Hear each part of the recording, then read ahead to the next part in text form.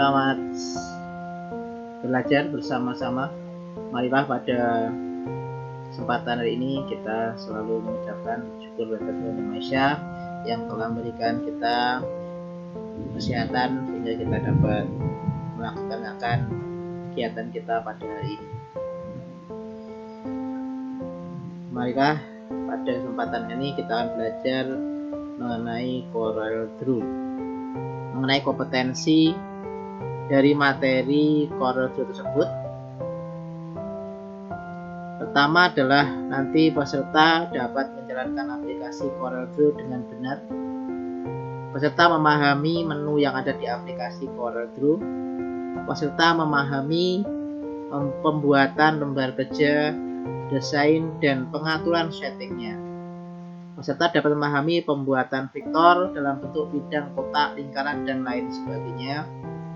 Peserta dapat memberikan warna fill dan outline sesuai kebutuhan. Peserta dapat menduplikasi objek dengan cepat. Peserta dapat mengedit objek seperti grouping, center objek, dan locking. Peserta dapat membuat transparan objek, dan peserta juga dapat memberikan efek warna, gradiasi, tekstur, motif, dan lain sebagainya sesuai dengan kebutuhan. Peserta dapat menyimpan desain dalam format grafis dengan berbagai model seperti JPG, PDF, PNF, dan sebagainya. Mari kita lanjutkan. Sebelum kita memulai aplikasi CorelDRAW sendiri, kita akan jelaskan dulu bahwa dalam pembelajaran grafis itu ada dua jenis pembelajaran dalam bentuk garis yang biasa disebut dengan vektor, dan pembelajaran dalam bentuk gambar atau dengan image. Nah, pada aplikasi CorelDRAW banyak menggunakan atau mengolah dalam bentuk garis atau vektor. Apakah itu vektor? Desain grafis adalah sebuah karya yang berbentuk model yang didesain dengan menggunakan aplikasi komputer sehingga menghasilkan model grafis yang dapat dinikmati bersama. Jadi sebelum kita bicara lebih jauh tentang aplikasi CorelDRAW, kita jelaskan dulu hal yang berhubungan dengan grafis. Dalam pembuatan grafis bisa dalam bentuk vektor atau image.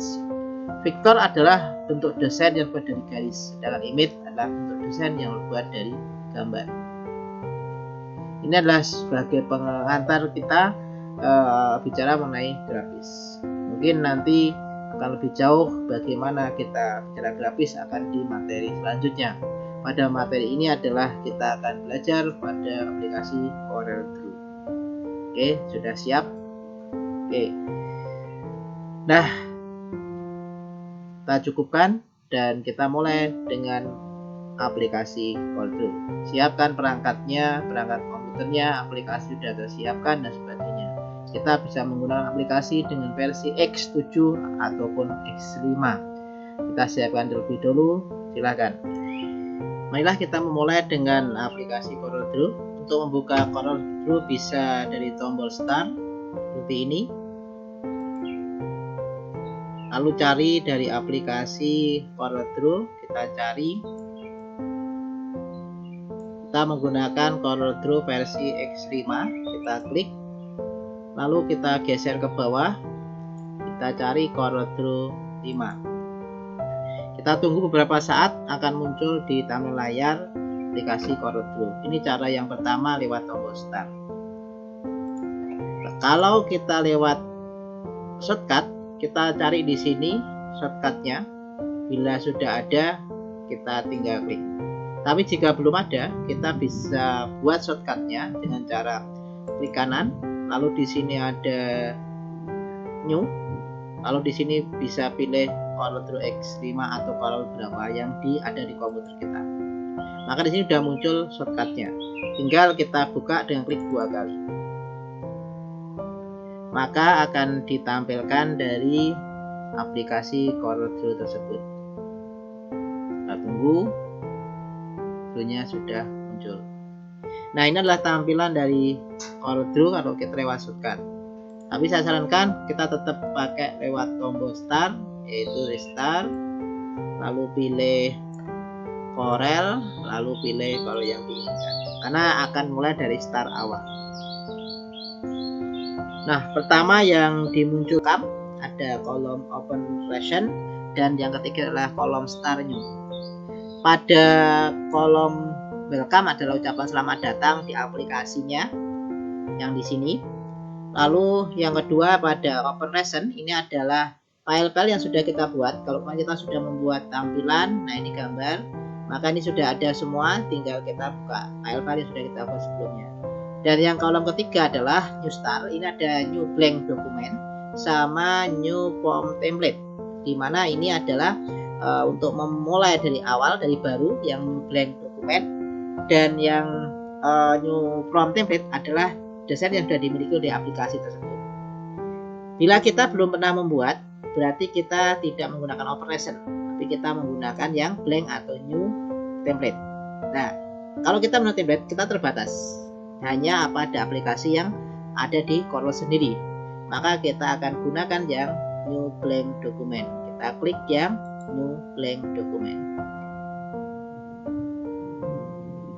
Nah, setelah kita new blank document akan dimunculkan lembar kerja kosong, di mana kita akan masuk pada desain yang kita buat. Tapi sebelum kita masuk lembar kerja kosong, kita akan diminta untuk men-setting dokumennya.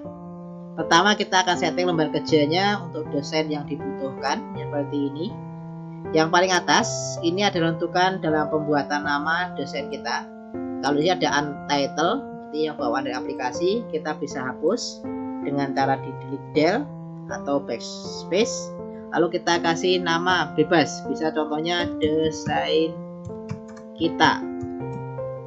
Lalu yang bawahnya di sini ada preset destination, ini adalah model desain kita. Ini bisa digunakan untuk apa desain kita. Kalau di sini kita custom berarti umum, kalau untuk web ya nanti untuk web dan sebagainya. Kita coba pilih, karena kita ini yang umum, pilih yang custom. Berikutnya adalah di bawah ada size, ini adalah ukuran kertas yang nanti digunakan, di mana ukuran kertas yang digunakan standar internasional ada kertas quarto. Kalau quarto standarnya dengan simbol A4. Ada kertas folio, itu simbolnya adalah F4. Ada kertas A3 dan sebagainya. Nah, ini kertas-kertas yang sudah disediakan oleh aplikasi sendiri. Nah, tetapi ini tidak menutup kemungkinan kalau kita menggunakan sendiri. Ini ada custom. Nah, kita akan pilih yang gunakan apa? Contohnya kalau kita akan menggunakan kertas quarto, berarti pilih A4. A4 sama F4 itu lebih panjang F4. Maka di bawah akan dimunculkan ukurannya. Untuk A4 adalah 210 mili dan 229,7 mili.